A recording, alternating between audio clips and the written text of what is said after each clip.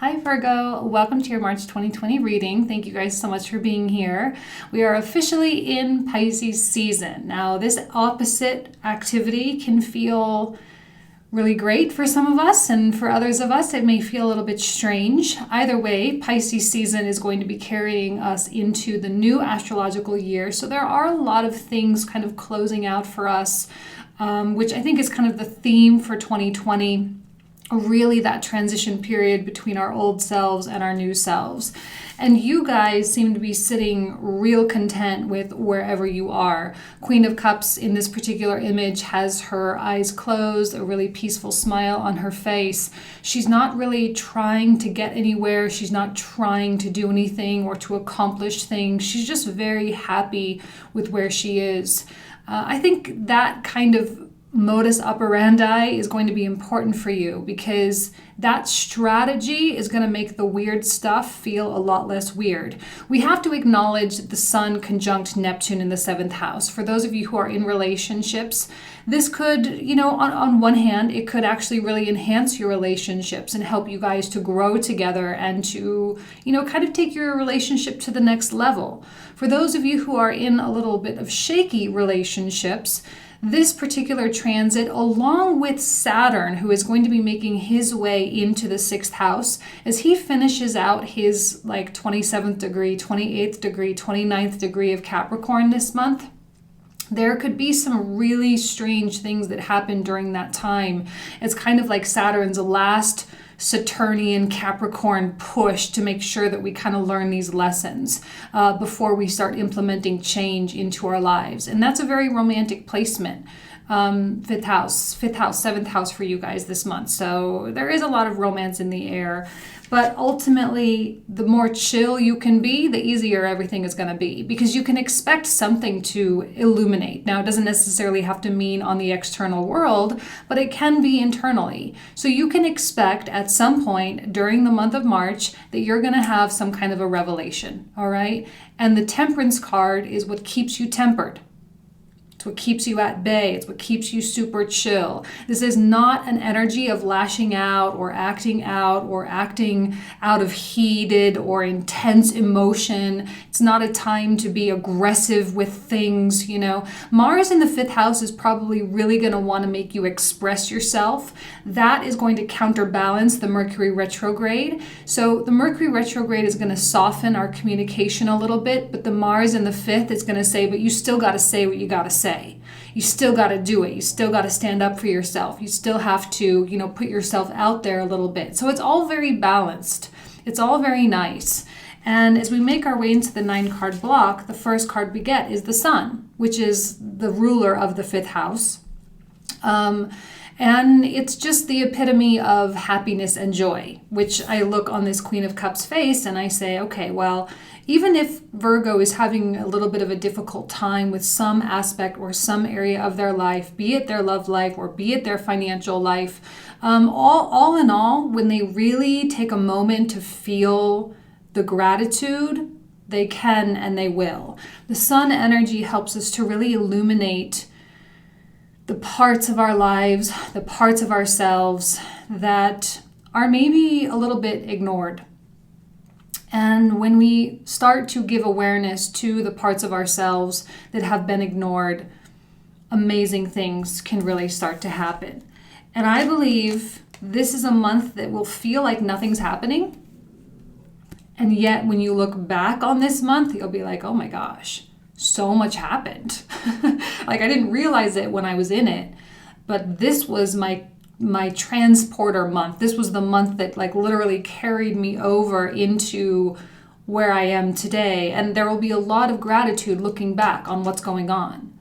This is not a month where you're going to be able to see it when you're in it. It's just not. It's the illusionary Sun conjunct Neptune in a Neptunian ruled sign in the 7th house. There's just so much about other people and things being mirrored back to us, and it can feel very much like a house of mirrors. So when you're out of it, looking back, that hindsight will be crystal clear. But have faith in this 8 of Wands. 8 of Wands is a very swift motion kind of energy. It's very direct. It knows exactly where it's going. It knows exactly what it wants. And I suspect on many levels, Virgo, you know exactly what you want. And the things that have not made the cut have been falling by the wayside left and right, like boom, boom, boom. And you may perceive a lot of loss, but that loss is ultimately your gain because it has cleared that path. So if you lost a job, great, that's awesome, because now you can go find the job that's really meant for you, the job that fulfills you, the job that you can be passionate about. If you lost a love, great, that's awesome. Now you can go find a love that is actually going to be long lasting, a love that makes you feel happy, a love that you can build a family with, you know? So none of the negative things should be seen as negative things, but in fact, the reason why you are able to go very light and very free, right? There's no baggage here. It's all very light. And it's the reason why you will be able to swiftly go where you have never gone before.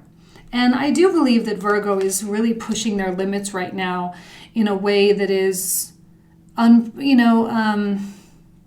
they don't, it's all very like we can't perceive it. We're pushing our limits. We're stretching ourselves, we're taking our lives to the edge, and yet we feel so perfectly safe and we feel so perfectly content. And your standards have been risen, Virgo, and I think a lot of you know that. You're like, yeah, oh my God, ain't that the truth? Like, yeah, my standards are like so much higher than I ever thought I needed to set them, you know, but they are. And so this is a month where when people do their Mercury Retrograde freak out stuff and they start texting you and they start reaching out and they start trying to come back or they start trying to do whatever, you're going to be like, okay, well, you either have to really prove to me that you've made the changes, which I don't think anyone can really do that right now. You either have to prove to me, or I'm just really not going to be interested because you've already shown to me that you're not really the real deal. Okay? And this is especially relevant for things that were in the past coming back. When it comes to the things with your future, now the question is how are these new things valuable for me? There's a lot of like I'll say it, there's a lot of selfishness with it. And I think it's the good kind of selfishness, the kind that's needed to help you abide by your new standards. So while the Queen of Cups is very soft and the Temperance softens her even that much more, there is still a very clear line. There's still a very clear line. And your awareness of the haziness of the astrological environment is going to benefit you. Because if you sit here and know that there are things that you don't know, then there are no surprises. Very center of the reading, we get the Tower. If you know that there are things you don't know, there are no surprises. If you know that there are things that are going to come out of the woodwork, then there are no surprises. And isn't that really kind of what is so great about life, is that we can choose to be torn down by it or not? And I think you're choosing not to be. Tower can be intense. Tower can come in and really ruffle a lot of feathers. It can come in and make us feel like, oh my gosh, all these things that I thought were mine, they're not mine, or I thought this was in my future and now it's not, and oh my God, oh my God, oh my God, and we can really freak out. Or we can sit back in our guru, hermit mode, Virgo knowledge, wisdom, and say, okay, that's cool. What next? You know? Because we know that the Neptunian energy dissolves things, right? That's why the 12th house of Pisces, it's often called the house of madness. It's the house of our undoing. So we can expect something to come undone. And how great, because then we have looser, like I said, we don't have that baggage. We can drop it behind us and move forward. And we can expect something to be shown to us that like, oh, we thought it was real, but nope, it's an illusion. Nope, it's fake. It's not real. Someone's lying. Someone's doing this. Someone's, okay, fine. It has no reflection on us whatsoever. It has no say about who we are or what we deserve or anything like that. This full moon in Virgo, by the way, is going to be fantastic because we're going to have that I am enough revelation. Maybe that's really what this Tower is like, I do deserve it. I really can do it. I really can have that in my life. I really can be that happy. You know, and it's something that you've always known and you've always kind of operated that way. But there seems to be something, in spite of all the illusionary Piscean stuff, there seems to be something very, very real about the having of the things that you want. Like, it seems like it's better, more likely now than it ever has been. And that's because of all the destruction that Capricorn and Saturn and Pluto really did for us, you know, and it's starting to really sink in. And I've been saying all year that it's not like, okay, boom, January, whatever the date was, January 12th, boom, Saturn, Pluto happened and then everything's going to be okay. Like, no, we needed time to really get used to this new skin and this new identity that we're creating for ourselves. So we're still in the fallout of that. Whether we like that or not, we are. And as the nodes transfer into the 10th house, into Gemini for you, plus we have Saturn moving into the 6th, there's going to be a lot of application energy, right? We're going to be able to apply the things that we've learned. And right now, this is going to be a month when your scales are going to be unbalanced. And that's cool. And anywhere where there has been a wasteful investment, you just kind of take it back. It's like a take back month. I'm going to take it back. Okay, well, you kind of took my energy. You kind of took advantage of this. You kind of did this. You kind of did that. Fine, won't give it anymore. That's fine. And you'll find that balance so easily. I think this Temperance card is blessing you in so many ways because it's all about the evenness. It's about that Tao, walking in the middle. And if there is any time where you dip above or below the middle line, it can quickly just whoop, come back. Matter of choice. Matter of how you handle it. Matter of how you perceive it. Matter of your attitude. Those are all things we can control. So this is no problem. If you find that it's a little out of balance, then you just balance it. If you feel like there's been some loss, then you just go out and you recuperate. And I think you will. I think you will recoup any losses very quickly, as is promised by the Sun and the Eight of Wands energy. Recuperation right here. So there's no point in wallowing in sadness about whatever this is. Just no point. And we have the Sun energy counteracted by the Moon. Okay, so I'll put the camera down in a second so you can see how these are all laid out. Like this, right? You don't know what you don't know. But the Sun will promise that you will soon. And the Moon is the acceptance of the unknown. And this can be someone's best friend and the best thing that ever happened to them, or it could be one of the scariest things.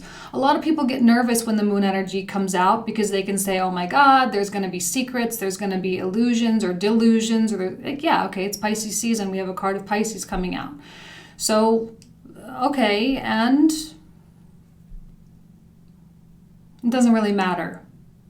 Because ultimately, when all that stuff kind of crumbles away and the illusions are exposed, then you're left with a blank slate. And the Moon represents the infinite possibility. And it's based on your choice. And again, choice is something we have control over. So if you take your choices seriously this month, there will be no problems. There will be no issues. So when you're thinking about your future, right? When you're thinking about what you want your life to become after this new skin gets a little bit more comfortable, where do you want to live? What do you want your financial situation to be? What do you want your romantic situation to be? Start to make those choices today because you're laying this foundation here. And I don't know that you're going to need a lot of time to really step away or take a break or do the contemplation thing. I don't know that that's going to be really needed. You might feel like you might need to because it is Pisces season, and I always call it like nap time. Pisces season is nap time. You might feel like you need that energy or you need to do that for the energy, But ultimately, the Queen of Cups doesn't necessarily need to go through all that meditation and all that soul searching and all of that, like really thinking it through, because she just feels her way through. And she trusts herself enough to know what she knows when she knows it. So maybe the big question here is, how much do you trust yourself? How much do you trust yourself to be able to create the life that you're hoping to create? In spite of anybody else, there's no one else's energy coming out here, guys. There's none at all. It's all you.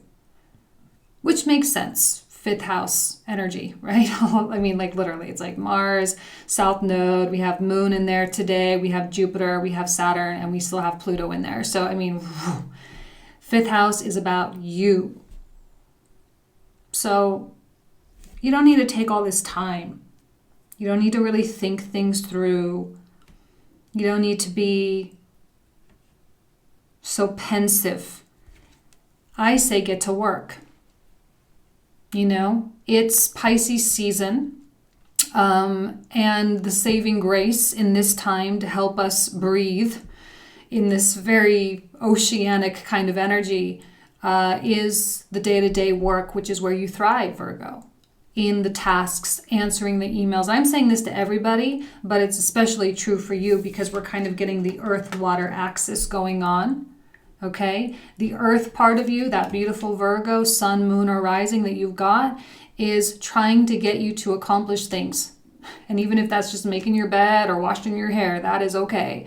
You know, if you go to work and answer some emails, that's what you need to do. That is going to help you stay on track. And it's those little tiny things that seem irrelevant that speed this up. And again, remember, there is speed right now. That's why your choices are so important, because whatever you choose is going to speed up that trajectory. So if you want to wallow and feel so lost, and if you want to feel trapped and suffocated and victimized in any way, shape, or form, and you want to freak out about this tower thing, then that is the energy that will speed up and will spiral. You have to be conscious of the decisions and the thoughts that you give credence to. Because, and I know that there are going to be a lot of people cross-watching and you're like, oh my gosh, my Virgo is so focusing on this Eight of Swords tower thing. And a lot of you, this hasn't even happened yet. So maybe this reading in the beginning of the month will be like, what is she even talking about? This doesn't make any sense. No, probably not. Because we're kind of looking toward, beginning like first and second week of March to the beginning of Aries season. And then as Saturn moves into Aquarius, right, that's going to be a pretty interesting transition as well. So this is more like in the March time frame. So right now I think things are just going to kind of plunk along, which is why you're coming out like this. And that's great. If you can keep that mode going, then the tower is just going to be like, oh, okay. And then you just keep going and it's like practically nothing. All right. All right, let's go ahead and put the camera down. We'll pull out the comprehensive cards. See you in a sec. Okay, Virgo, let's go ahead and pull out an astrology card here. Help us clarify the energy that you need to be aware of. Let's see.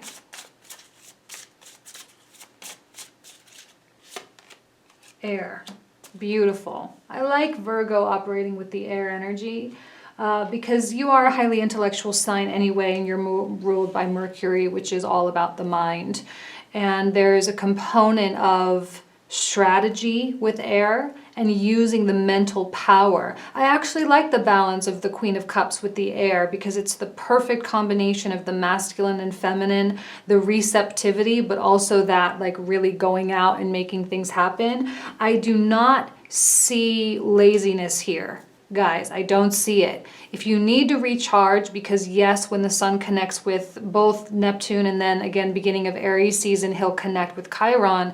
If you need to take naps during that time, that is okay. But a lot of the energy is balanced by Mars and Capricorn that's really wanting to accomplish things and get things done. So I love the combination here. Everything seems to be balancing out for you guys right now, which is really exciting. Let's go ahead and see what the wisdom of the oracle have to say.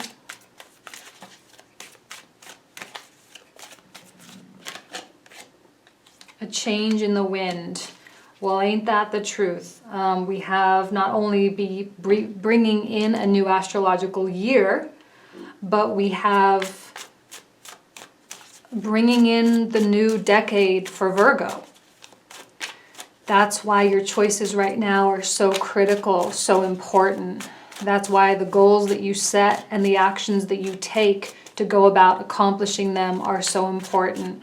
You don't have to feel stressed. I don't see any stress this month for you. You can be relaxed about it. In fact, that's probably for the best. Be relaxed about it. You can be, you know, you can have fun. It can be kind of something cool that you do for yourself, but it doesn't need to be, you know, none of it needs to be such a big deal, but it is important that you still do it. Okay, because the winds are changing, the tides are turning. If there was a loss, you will begin to gain. Okay, let's go ahead and take a look now at the comprehensive cards. For those of you who are new to my channel, we talk about these in the comprehensive readings where we talk for probably another 20 to 25 minutes, and the link will be in the description box down below. So, okay, what did I say? No baggage. Those swords are falling out of your back one by one, very quickly. Whoops, and we get the Knight of Wands reversed. Fell out on the floor. Okay. Let's look at the Sun. Choices, choices. We can choose to step in the sunlight. We can choose to see the brilliance of our situation. Moon. Oh, I love, again, balance.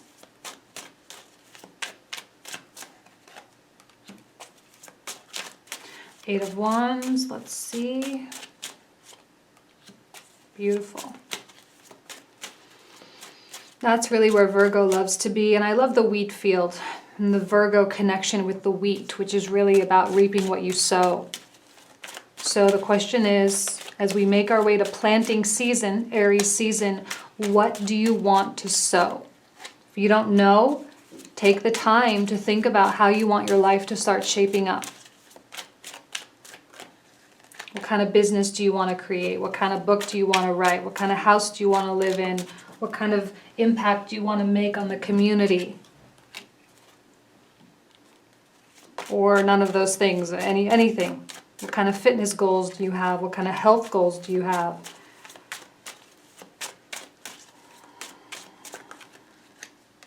Let's pull one more for those kings here. A lot of independent energy coming from Virgo right now. Ooh, okay, yes. A lot of energy of like, I can do it myself. Like, I don't need you. I can do it myself. And I think that's okay. Saturn enters into the 6th. There's going to be a lot of self-reliance kicking in for Virgo. Yeah.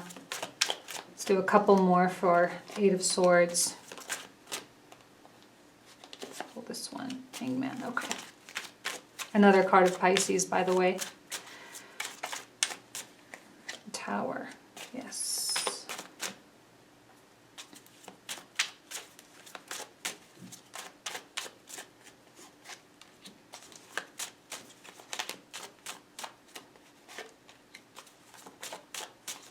One more for the Tower. Great.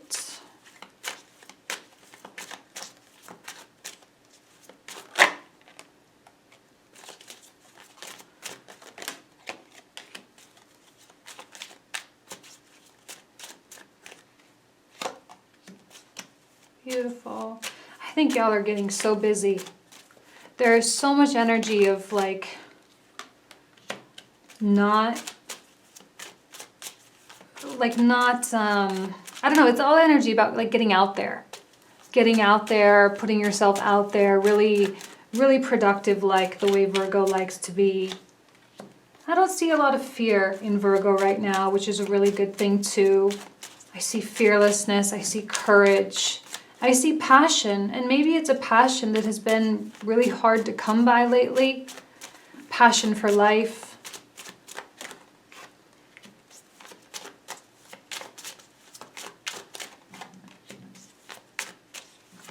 Okay, there is a highlight on relationships here. So we'll talk about that in the comprehensive reading for those of you especially who are, another Queen of Cups, who are in relationships, or if you have those kinds of connections. There will be prominence of that energy in your life.